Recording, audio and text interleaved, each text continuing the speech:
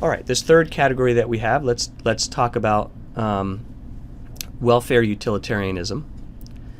And so here the idea is that the good is that which maximizes welfare in its consequences. Welfare utilitarianism is a form of consequentialism. In fact, we might put consequentialism in the bigger box and move utilitarianism down into a smaller box. But either way, we're talking about thinking about consequences. We judge actions by their consequence. The consequence we care about most is when people get what they prefer. Now, notice that people get what they prefer. It doesn't mean that we're necessarily judging the merits of those preferences. And in fact, a really consistent form of welfare utilitarianism would say we don't ask about the normative values of preferences.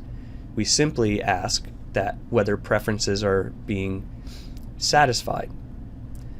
And as this last box here notes, the most consistent version says all preferences are valued equally. We don't say one person's preference. If I prefer candy and you prefer reading Aristotle, right? We don't say that you're a better person because you like Aristotle and I'm a worse person because I like candy. Those are just preferences. And we have a market that will sort of work out when candy gets supplied and when books on Aristotle get supplied and how much they cost and so on. So a very important approach in a lot of contemporary legal and political thought. It is in many ways, I think, the assumed basis for a lot of our North American and even European ways of thinking about law and regulation. How do we decide what, whether we should have a tax on gasoline? Well, people want to drive. It does hurt the environment. That imposes some costs on some other people. But we have benefits of driving because people have to get to work and, see their families and so on.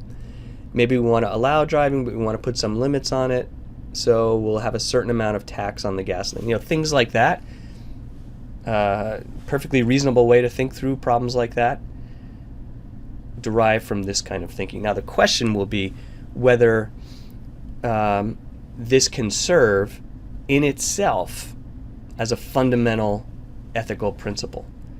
And we can talk about that and hash some of that out in class. There are some, I think pretty significant criticisms of this because you get into questions about, well, what if someone, has, or some group of people has a really strong preference that involves destroying the autonomy of others, like genocide, and the sort of who says problem, right? Who says that maximizing the welfare or the preferences of the most people is good?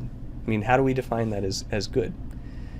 So we can ask all those kinds of things. It is a really important stream of thought.